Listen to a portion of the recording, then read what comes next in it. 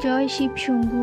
আমি স্বপ্না, আর আমি আজকে শিব পুরাণের 3য় অধ্যায়ের বিষ্ণুকৃত শিবের স্তব এবং ব্রহ্মা ও বিষ্ণুর প্রতি শিবের বরদান এই শ্লোকটির প্রথম এবং দ্বিতীয় পাঠ এর আগের দিন পাঠ করেছি। আজকে তৃতীয় এবং চতুর্থ পাঠ করতে চলেছি। তোমরা সকলে চলে এসো শিব পুরাণের মধুর বাণী শ্রবণ করতে।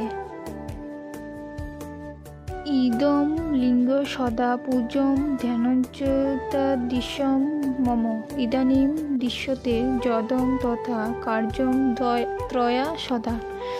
মানে এর পুরো মানেটার মধ্যে আমি প্রথম এবং দ্বিতীয় পাঠের আগের দিন পাঠ করেছি, আর আজকে তৃতীয় এবং চতুর্থ পাঠ করতে চলেছি।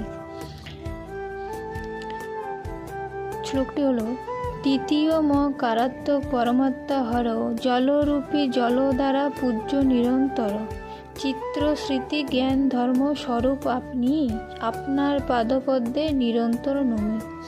পরমাত্মা জ্ঞানগম্য আপনি নিশ্চয়ই, আপনাকে নমস্কার সকল সময়। আপনি হিরণ্যবাহু এবং হিরণ্যরেতা, আপনার পাদপদ্মে নত করি মাথা। আপনি কপর্দি সর্বভুজঙ্গ ভরণ, আপনাকে নমস্কার করি সর্বক্ষণ।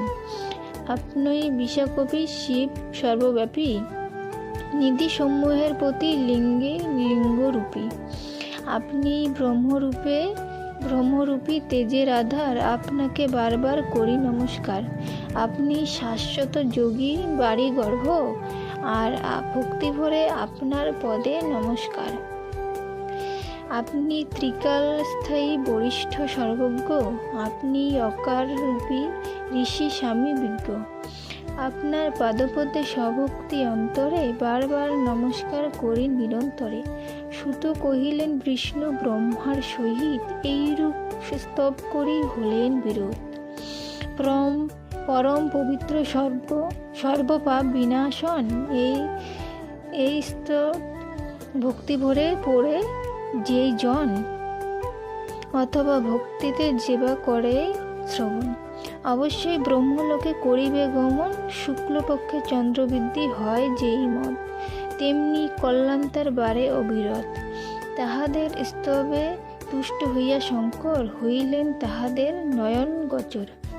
অতঃপর কহেন, হে সুর শ্রেষ্ঠদ্বয়, আমি তোমাদের প্রতি প্রীত অতিশয়। মহাদেব রূপে মোরে করহ দর্শন, মন হতে সর্বভয় করহ বর্জন। মম ইচ্ছা স্বরূপের প্রকৃতি হইতে তোমাদের